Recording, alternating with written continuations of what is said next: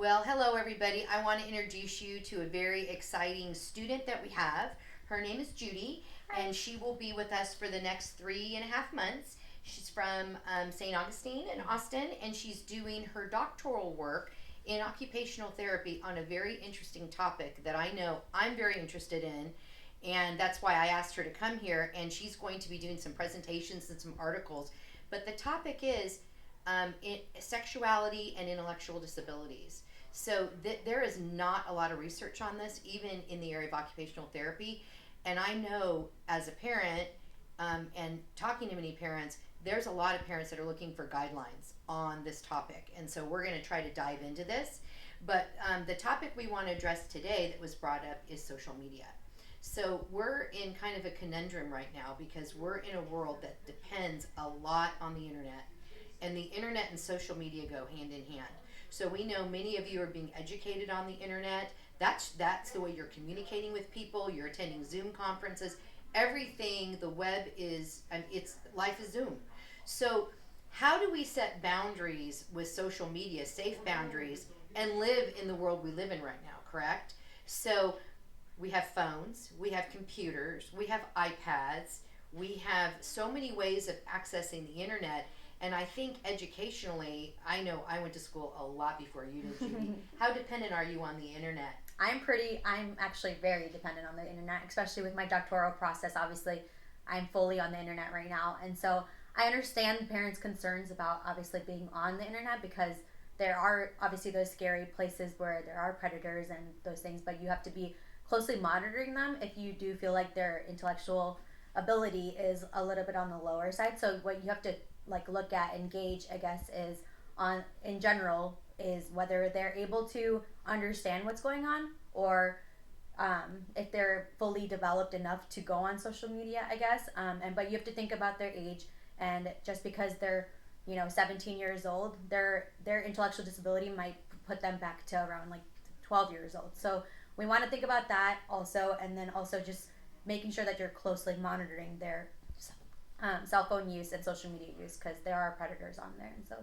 Absolutely. And we know we strive for our clients to be interested in things that are age appropriate, right? right, Because their bodies are what? Most of our clients' bodies are, if they're 17, their bodies are 17. right, Even though their intellectual level might be 10. right, So, and typically, I see many of the clients that I work with verging on a degree of innocence that you would see in an elementary child.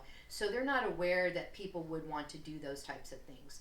And we do know there's people out there that will take advantage of them and find them desirable. So it's important, A, to make sure if you're going to dive into that avenue that they're educated on stranger danger, and not to scare them, but to make them painfully aware of what might be out there. right, And it's not fair to send them out there like a wolf in sheep's clothing, and okay, we'll go ahead and do what you want. That was wrong. They really don't understand.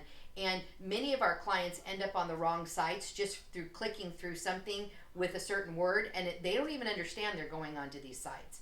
And I would definitely put in monitors. I think you were saying there's now timers. yeah. There's now timers on iPhones I've seen, and so you can maybe put a little timer on there instead of having them be on the phone for hours and hours. Maybe have them like limit their social media intake, and so that you know that they're not spending hours talking to strangers also.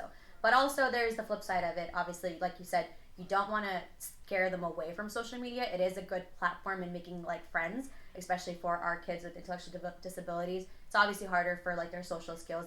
It's hard for them in person. So maybe making a friend online is also can be a good thing, but also like I said, monitor that very closely. You can tell when someone's a good stranger versus a bad stranger, and talking about those social skills and talking about those like social stories and even going over that and stranger danger. It really is monitoring. I know parents that require that they have the passwords so they can log in. Check the history. Do not allow a history deletion. Right. So you can see exactly where things have gone on. And I know a lot of computers you can put on software or that excludes certain things.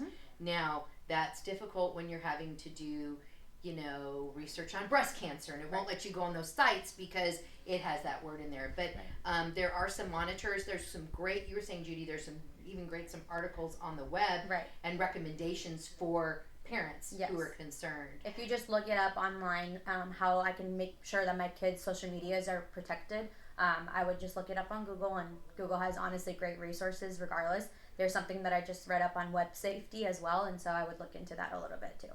That's awesome. Thank you, Judy. Thank you. And we hope this is helpful. But always talk to your clinician. Your clinician gets this, and they're addressing these things. I'm addressing stranger danger with my young adults all the time. So feel free to reach out to us and ask.